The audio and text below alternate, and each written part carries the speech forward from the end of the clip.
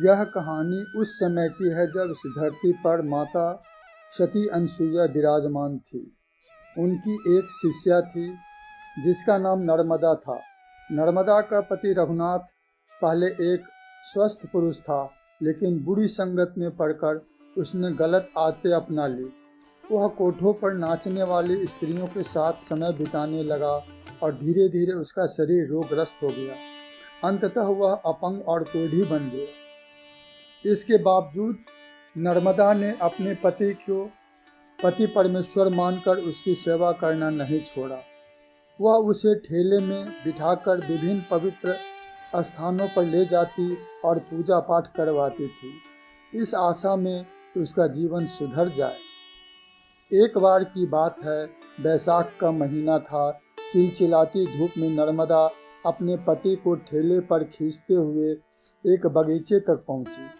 पसीने से तरबतर होकर अपने पति से कहा, स्वामी, यहाँ थोड़ी ठंडी छाया है, आप यहीं विश्राम कर लीजिए, फिर आगे बढ़ेंगे। नर्मदा, मुझे बहुत प्यास लगी है, यदि कहीं पानी मिल जाए तो मुझे पिला दो। नर्मदा तुरंत एक कटोरा लेकर बगीचे के तालाब तक गई। उसमें पानी भरा और जैसे ही वापस लौटी, एक युवक रास्ते में आकर खड़ा हो गया। उसने नर्मदा से पूछा, लड़की, यह पानी किसके लिए ले जा रही हो? नर्मदा ने उत्तर दिया, मेरा पति प्यासा है, मैं उन्हीं के लिए पानी ले जा रही हूँ। युवक ने आश्चर्य से पूछा, तुम्हारा पति कहाँ है?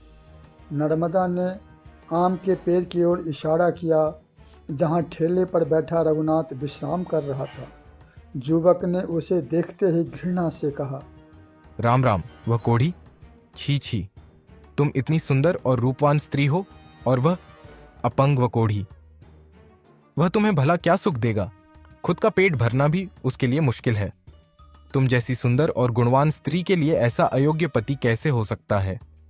तुम्हें तो मेरे जैसा पति मिलना चाहिए। आओ मेरे साथ, मैं तुम्हें संसार के सारे सुख दूंगा। जो तुम चाहोगी, जैसा चाहोगी, सब मिलेगा। यह कहकर युवक ने नर्मदा का आंचल पकड़ने की कोशिश की, लेकिन जैसे ही उसने नर्मदा के आंचल को छुआ, उसका पूरा शरीर निर्जीव हो गया, मानो उसमें से प्राण ही निकल गया हो। नर्मदा जल लेकर 2 कदम आगे बढ़ी, तभी दूसरा युवक सामने आ गया। युवक ने कहा, ऐ सुंदरी, इस मिट्टी के बर्तन में किसे पानी पिलाने जा रही हो? नर्मदा ने उत्तर दिया, भैया, मेरे पति देव को बहुत प्यास लगी है, वह सामने ठेले पर हैं। युवक ने रघुनाथ को देखा और कहा, तुम इतनी सुंदर होते हुए भी उस कोढ़ी से शादी की? राम राम, वह तुम्हें कभी सुख नहीं दे सकेगा। चलो मेरे साथ आओ, मैं तुम्हें अपने राजमहल में रखूंगा, जहां तुम्हें हर सुख मिलेगा।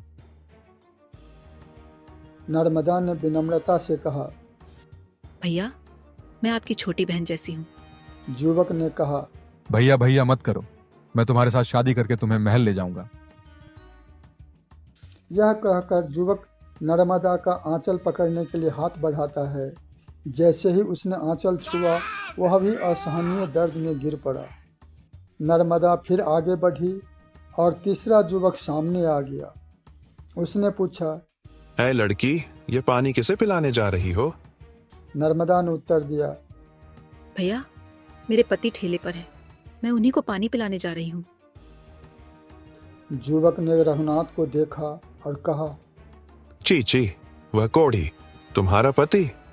तुम इतनी सुंदर हो, तुम्हारे रूप के सामने चांद की रोशनी भी फीकी पड़ जाती है, फिर तुम उसके साथ क्यों घूम रही हो? चलो मेरे साथ आओ, मैं तुम्हें अपने राजमहल का सुख दूंगा। नर्मदा ने दृढ़ता से कहा, नहीं भैया, मेरे पति जैसे भी हैं, वे ही मेरे लिए अच्छे हैं। युवक ने कहा, तुम ऐसे बात नहीं मानोगी, अब तुम्हारे साथ जबरदस्ती करनी पड़ेगी। यह कहकर उसने नर्मदा का आंचल पकड़ने की कोशिश की, लेकिन जैसे ही उसने आंचल छुआ, वह भी अस्थिर हो गया और गिर पड़ा। नर्मदा फिर पानी लेकर रघुनाथ के पास गई। फिर उसने जल पति को दिया रघुनाथ जल का बर्तन लेकर बोला। नर्मदा, बहुत देर हो गई। मैं कब से तुम्हारी प्रतीक्षा कर रहा था। मुझे तो चिंता होने लगी थी। क्या पानी का तालाब दूर था जो इतना विलंब हो गया?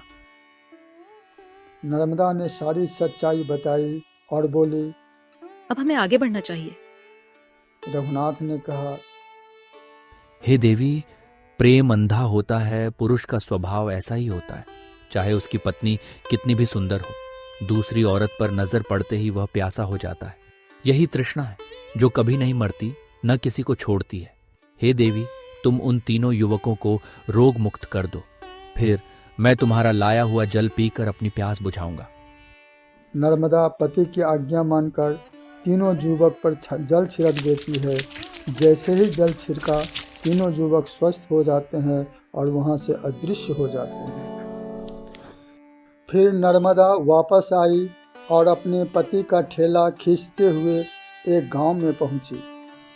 उस गांव का नाम रामनगर था, जहां रघुनाथ अक्सर गाने वाली स्त्रियों के साथ समय बिताया करता था।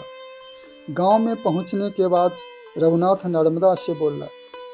प्रिय नर्मदा, मेरी इच्छा है कि मैं एक बार उस गाने वाली स्त्री के घर जाऊं। तुम मुझे वहां ले चलो। नर्मदा एक पतिव्रता स्त्री थी। वह अपने पति की बात कैसे टाल सकती थी। वह ठेले को लेकर आगे बढ़ी।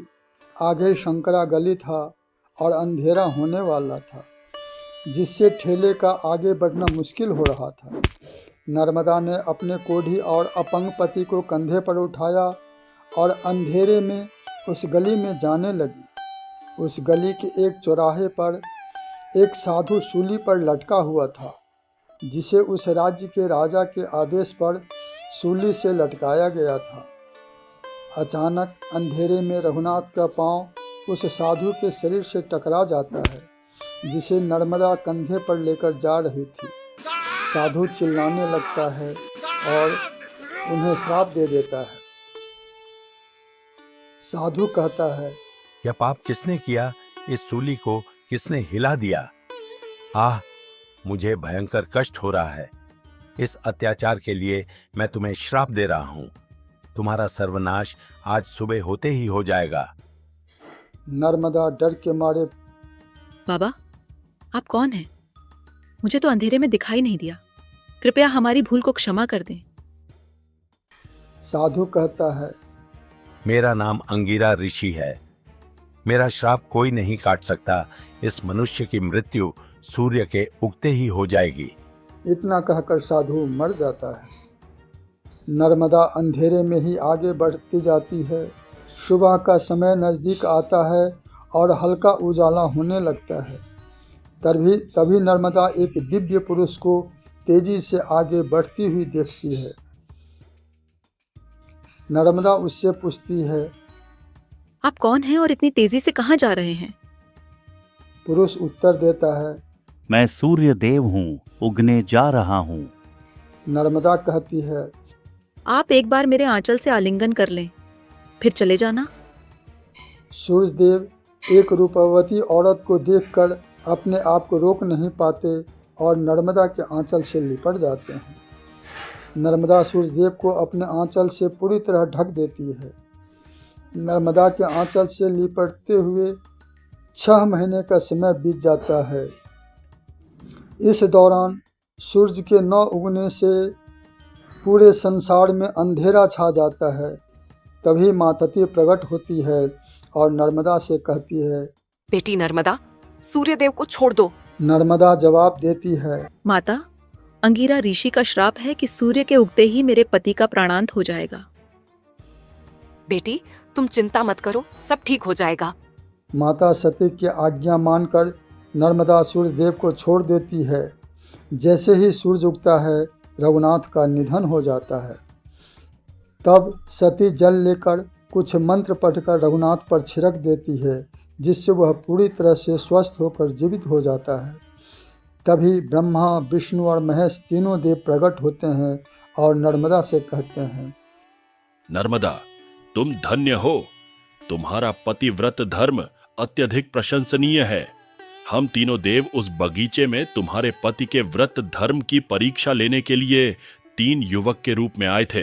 हे देवी, हम तीनों देव तुमसे अत्यंत प्रसन्न हैं, इसलिए हम तुम्हें वरदान देते हैं कि तुम स्वर्ग में स्थान प्राप्त करोगी और वहां आनंद से रहोगी। इतना कहकर तीनों देव और सती अनसुईया अदृश्य हो जाते हैं। नर्मदा और रघुनाथ सुखपूर्वक हंसते हुए वहां से चल पड़ते हैं। अरे वाह, क्या कहानी थी ना।